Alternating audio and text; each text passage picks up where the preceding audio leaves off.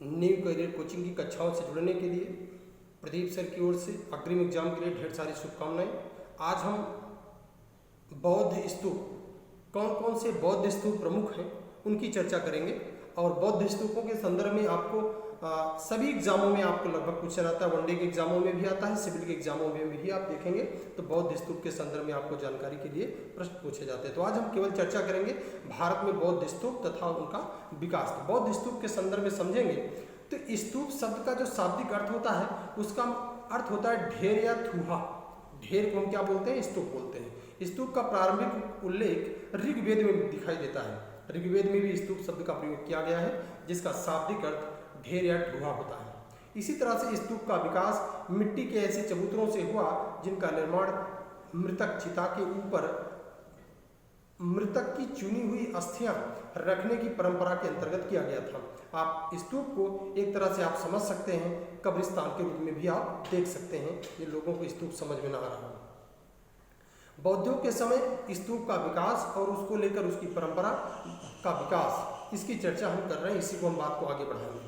महात्मा बुद्ध की मृत्यु के पश्चात अस्थि अवशेषों के 8 स्तूपों का निर्माण हुआ। इन स्तूपों का निर्माण अजातशत्रु तथा इस क्षेत्र में गणराज्यों में करवाया गया।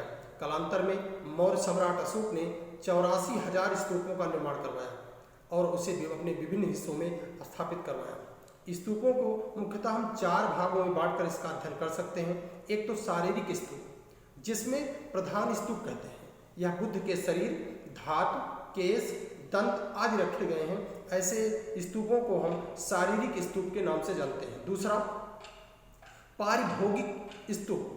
पारिभोगिक स्तूप के अंतर्गत हम देखेंगे महात्मा बुद्ध द्वारा उपयोग की गई वस्तुएं, जिसमें भिक्षा पात्र, चीवर, संघाटी, पाटका आदि रखे गए हैं। ऐसे को हम पारिभोगिक स्तूप के नाम से जानते हैं। नंबर 3 उद्देशिका स्तूप। अब महात्मा बुद्ध का तीसरा स्तूप क्या होगा? उद्देशिका स्तूप। अगर उद्देशिका स्तूप में हम देखेंगे इनका संबंध महात्मा बुद्ध के जीवन से जुड़ी घटनाओं की स्मृतियों पर आधारित है, इसलिए हम इसे उद्देशिका स्तूप के नाम से जानते हैं। चौथा आप देखेंगे पूजार्थक स्तूप।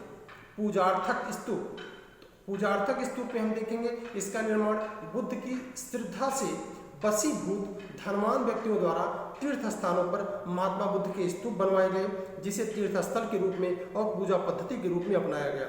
मुख्यतः यह महायान शाखा के द्वारा इसका प्रचलन ज्यादा किया गया। स्तूपों के महत्वपूर्ण हिस्सों में इस प्रकार क्या क्या उनके हिस्सों में सम्मिलित होते हैं उसकी चर्चा हम देखेंगे। जैसे वेदिका, जिसे हम आज रेलिंग के रूप में समझ सकते हैं, वेदिका होती है, निर्माण स्तूप की सुरक्षा के लिए इसको बनाया जाता है। दूसरा मेथी होती है, जिसे कुर्सी कहा जाता है, यह चबूतरा जिस पर स्तूप का मुख्य हिस्सा आधारित होता है। अंड, जिसे स्तूप का अर्धगोलाकार हिस्सा माना जाता है, उसे हम अंड के रूप में समझते हैं। हर्मिका, स्तूप के का जो शिखर होता है उसे हम अस्थि की रक्षा के लिए बनाया जाता है, उसे हम हर्मिका कहते हैं। इसी तरह से छत्र, जो धार्मिक चिन्ह के रूप में का प्रतीक माना जाता है, उसको हम छत्र के रूप में प्रयोग करते थे। इसी तरह से यष्ट, जो छत्र के सहारा देने के लिए प्रयोग किया जाता था, उसे हम यष्ट कहते थे। 7वां, इसी प्रकार से सोपान, जो मेथी पर चढ़ने हेतु सीढ़ी बनाई जाती थी, उसे हम सोपान कहते थे। स्तूपों में भारूत स्तूप सर्वाधिक प्राचीन स्तूप माना जाता है। इसकी खोज 1873 में अलेक्जेंडर कनिंघम ने की थी। 2 शताब्दी ईस्वी के करीब इसका निर्मित हुआ था। स्तूप मध्य प्रदेश के सतना जिले में यहाँ स्थित माना जाता है। सांची का स्तूप के सबसे विशाल और श्रेष्ठ निर्माण मौर्यों के समय अशोक ने करवाया था। सांची स्तूप मध्य प्रदेश के रायसेन जिले में स्थित है। इस स्तूप की खुदाई सारिपुत्र के अवशेष मिलते हैं। अमरावती स्तूप यह आंध्र प्रदेश के गुंटूर जिले में कृष्णा नदी के तट पर स्थित है। लगभग 2वीं शताब्दी में इसे बनवाया गया था। अमरावती स्तूप का प्राचीन नाम धान्य कटक था। इसके निर्माण और इसे श्रेणी प्रमुखों में अनुदानों तथा सफेद संगमरमर से करवाया गया था।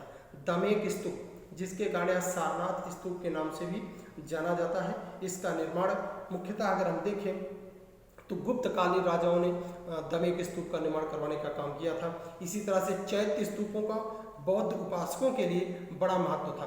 बौद्ध धर्म में मूर्ति पूजा का विधान होने के बाद चैत्य स्तूपों का निर्माण बड़ी तेजी से बढ़ा। चैत्य का अर्थ एक पवित्र कक्ष होता है, जिसके मध्य में एक छोटा सा कमरा होता है, जिसे दागोप के नाम से जाना जाता है, जिसकी पूजा की जाती है। इसके बाद अगर देखेंगे तो बौद्ध विहारों का भी निर्माण करवाया गया, जिसका उद्देश्य आवासीय स्वरूप में था कि बौद्ध विहार वो स्थान होंगे जहाँ पर बौद्ध धर्म को मानने वाले लोग और बौद्ध धर्म के पुजारी बौद्ध विहार में रहेंगे। चैत्य गांव में कार्ले चैत्य का नाम सबसे प्रमुख और सुंदर उत्कृष्ट मानी जाती है। इस प्रकार से देखा जाए तो बौद्ध स्तूप हमारे 4 हिस्सों में बांटकर हम उसको पढ़ सकते हैं और उसको हम लिख सकते हैं। ठीक है, आज के क्लास से जुड़ने के लिए धन्यवाद।